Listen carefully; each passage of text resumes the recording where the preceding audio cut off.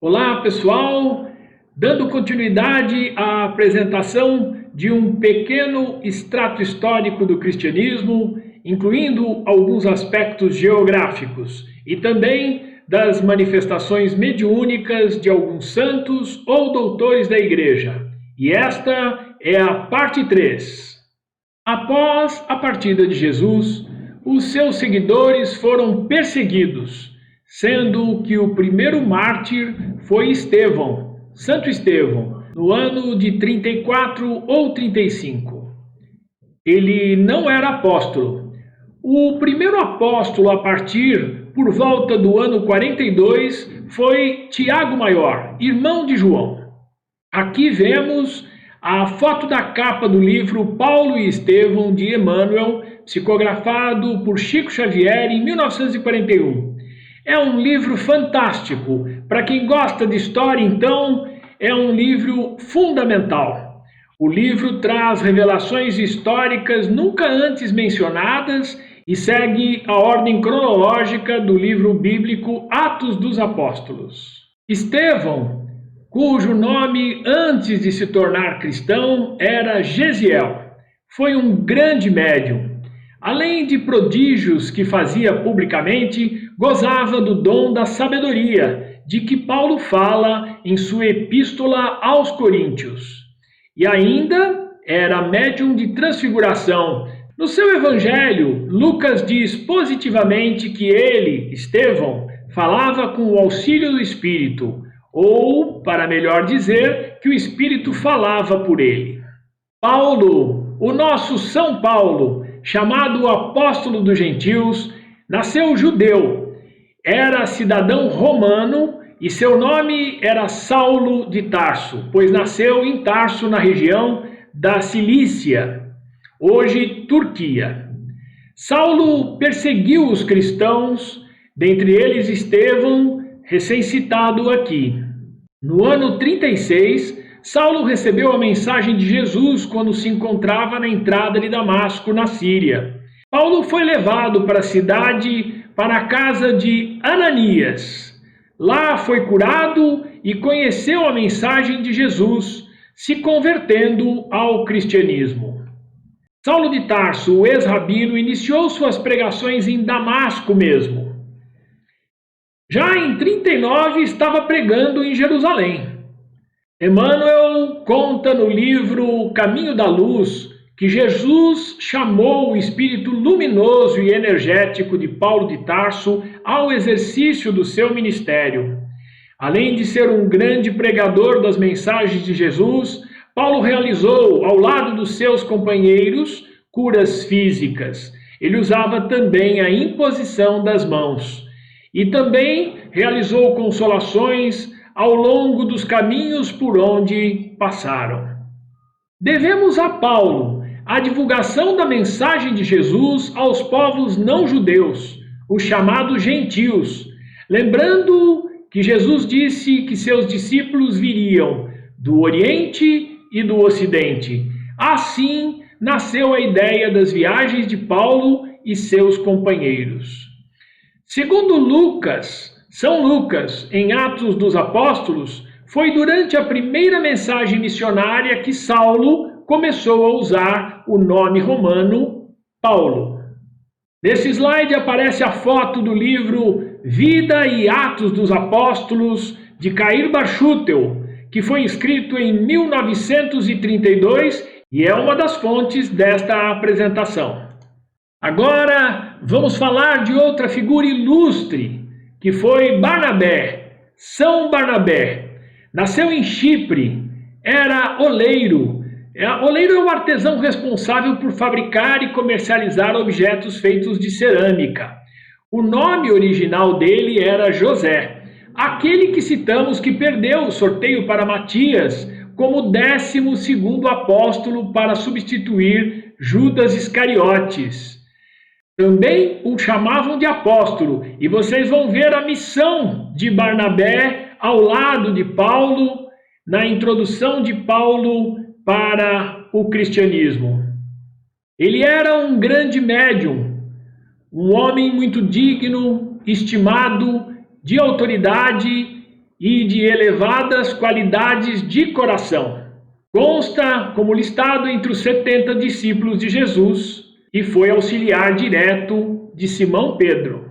Foi ele que apresentou Saulo aos apóstolos Pedro e Tiago Menor. No início desta convivência, foi Saulo quem acompanhou Barnabé nas pregações em Antioquia. Na época ficava na Síria e hoje é a atual Antáquia, na Turquia. Emmanuel cita que a instituição de Antioquia era muito mais sedutora que a própria igreja de Jerusalém. Vivia-se ali num ambiente de simplicidade pura, sem qualquer preocupação com as disposições rigoristas do judaísmo. Em outro trecho, Emmanuel cita que a união de pensamentos em torno de um só objetivo dava ensejo a formosas manifestações de espiritualidade.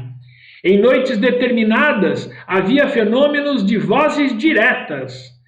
Lá, em Antioquia, Paulo soube esperar e aprender. Ficaram juntos, Barnabé e Paulo, por muitos anos, inclusive na primeira viagem de Paulo. Neste momento da história, gostaria de destacar que também devemos a Paulo e a Barnabé as ações para se evitar que o cristianismo tivesse os mesmos costumes dos judeus, por exemplo, a circuncisão. Eles também discutiram, naquela época, as formalidades burocráticas típicas dos fariseus, que seguidores de alguns apóstolos na igreja de Jerusalém estavam praticando.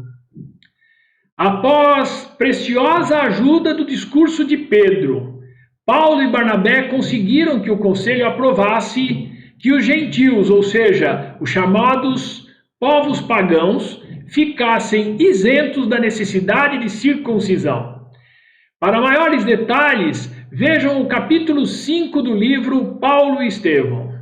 Agora gostaríamos de destacar aqui alguns outros discípulos de Jesus e companheiros de viagem que conviveram e muito aprenderam com Paulo de Tarso. O primeiro deles, Lucas. São Lucas, o evangelista, nasceu em Antioquia e foi lá que encontrou Paulo pela primeira vez. Lucas era médico, foi mais que um companheiro de Paulo, foi um devotado amigo, inclusive em Roma, até os últimos momentos. Vocês vão ver, através dos fatos que vamos apresentar, como a vida e a missão de Paulo e Lucas estavam intimamente ligadas. Vamos falar também um pouco mais de Lucas mais à frente. A seguir, Ágapo, o profeta, consta que era um dos 70 discípulos de Jesus. Cair Bar Schutel o cita como um dos luminares do cristianismo. Ele frequentava a igreja de Antioquia, que tinha assembleias sempre cheias de revelações, onde numerosos irmãos profetizavam animados do Espírito Santo, ou outro termo que também era utilizado, cheios do Espírito Santo. Toda vez que nós vemos esse termo, podemos considerar que são manifestações mediúnicas. Emmanuel cita que ninguém deverá ignorar que o Espírito Santo designa a legião dos espíritos santificados na luz e no amor que cooperam com Cristo desde os primeiros tempos da humanidade. Também Cair Bar Schutel cita que o dom do Espírito Santo, como dizem as igrejas, é o dom da mediunidade e comunicação dos espíritos. Foi em Antioquia que Ágabo, muito inspirado pelas forças do plano superior, recebeu a mensagem referente às tristes provações de que Jerusalém seria vítima. O próximo é Silas, São Silas, que também era profeta, era de Antioquia e consta na lista dos 70 discípulos de Jesus. Acompanhou Paulo na segunda viagem, onde foi preso com Paulo em Filipos, e também acompanhou Paulo em outras passagens. O próximo é Judas, chamado Barsabás, também profeta.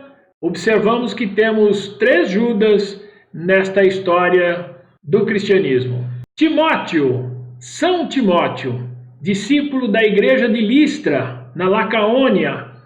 Consta na lista dos 70 discípulos de Jesus também.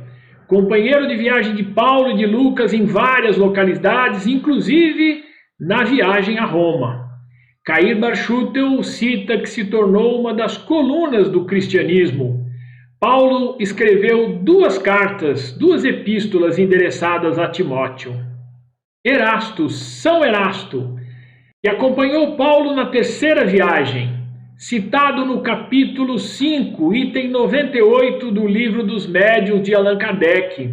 É dele a célebre frase: melhor é repelir 10 verdades do que admitir uma única falsidade, uma só teoria errônea.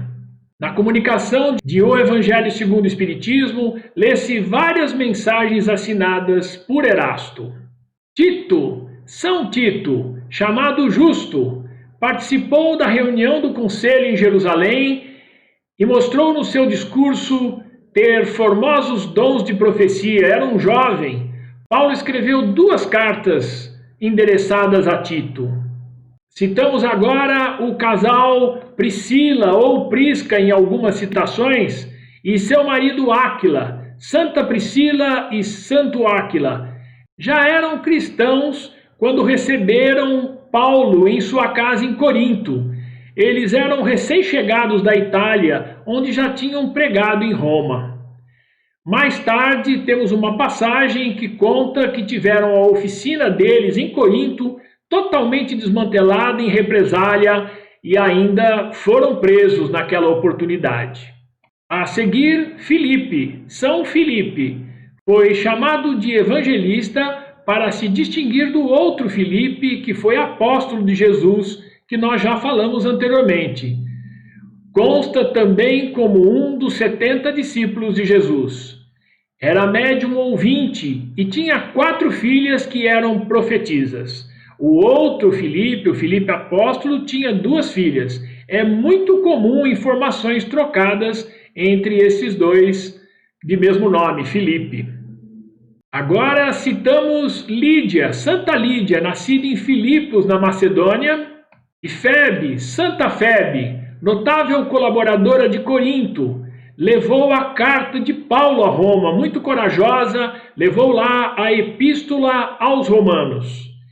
Poderíamos citar muitos outros que participaram da missão de Paulo. Na próxima parte, vamos iniciar falando do período da história que vai do ano 45 ao ano 67, tendo como estrutura histórica as viagens de Paulo e seus companheiros. Fiquem em paz.